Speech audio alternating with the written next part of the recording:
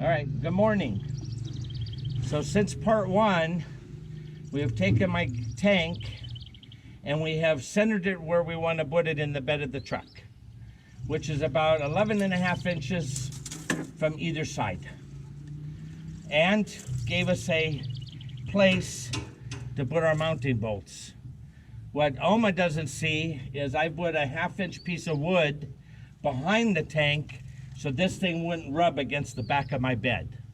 So when I mount it, it's not going to be up against the bed. Two things you have to do before you start mounting it. Number one, figure out where you're going to put it. Three things. Find out where you're going to put it. Number two, drill the 5/16 inch bolts through the tank tab and the bed of the truck. I've already been underneath to make sure by measurement that they won't hit no wires or anything important underneath. And then thirdly, you get a roll, 10-foot roll of neoprene to put on top of the ridges when you get ready to permanently mount it. So you need to mark which ridges are going to get it. With 10 feet, that gives me, and a 20-inch tank, that gives me, I just told you about, 10 feet will give us 6 strips. So we decided to do every other rib in the bed. This is what the tank will sit on top of. So you won't get that rubbing action between this non-skid and the bottom of the tank, which would damage the tank. So I'm gonna go ahead and drill the holes. We got another tractor coming through the neighborhood, and we'll pull the tank. Thank you. Okay, we ran into our first problem already before we even mounted the tank. The problem is the location of these tabs. I didn't quite measure correctly. I was only looking to see if I was going to be on top of a rib or next to a rib, and I counted 2 ribs in down at the bed without actually measuring how far in it was going to be. End up being that, as you know, your bed has rails that get mounted to the frame. Well, it came right down through the middle of one of those rails. So what we're doing is we're taking a piece of aluminum. Ooh, nice catch, Oma. Here, we'll just lay that down so it don't happen again. So what we did is we took a piece of aluminum using the existing hole I had drilled, extended it over 2 inches, and now this will be the mounting hole. So when I go back, when we get this position back in there, we'll drill another hole here.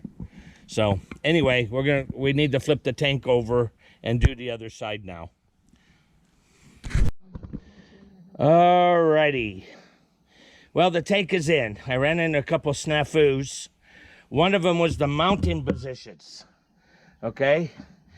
By the time I drilled the first 2 holes and looked over here, there really wasn't enough room for the valve and for the hose. So I had to slide the whole tank over, I'd say probably about 1 inch, 2 inches, 2 inches over to the passenger side, so I could get that hose in there. And then I wanted to put my filter on, and then that's where I ran the hole down to the fill station down below. The vent line went out through the back of the cab. It's in an upward motion, so the chances of fuel coming out or water getting in are slim to none. The hose hangs out the back, approximately 10 inches. I don't know if you can see it back there. Yeah, I think you can. So that's going to be the vent hose for the tank. I won't have to smell it underneath here. All right, here's the other side. So, and then that's the reason for the extra hole. That's how far we had to move it over. All right, so it's in. I don't have fuel in. All right, here's a quick look at what it looks like underneath.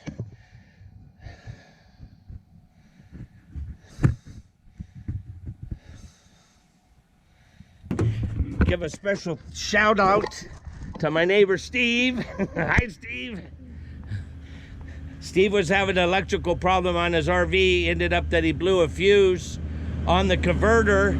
So I troubleshot that, repaired it, and he said, well, you need some help down there? I said, well, might as well.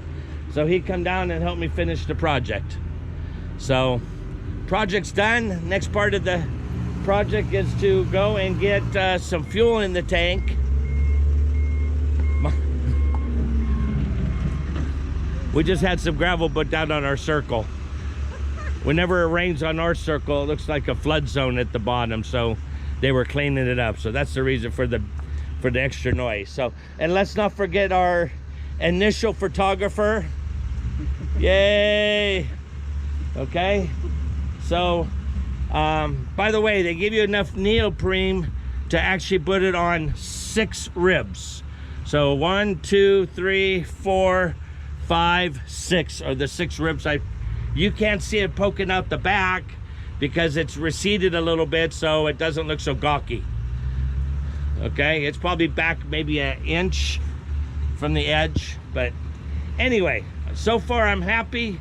Come on, let's go put some fuel in it. Oh, Steve, where was that washer supposed to go? We got extra parts. Now on this side of the vehicle, there's a rib that actually holds the left and the right side together underneath, and we just happened to drill the nut or the bolt right next to that rib, and there wasn't room for the washer, but the nut went in there firmly. So anyway, no biggie. Here, I'll just stick it in my pocket. Thanks, guys. Let's go see if we have any leaks.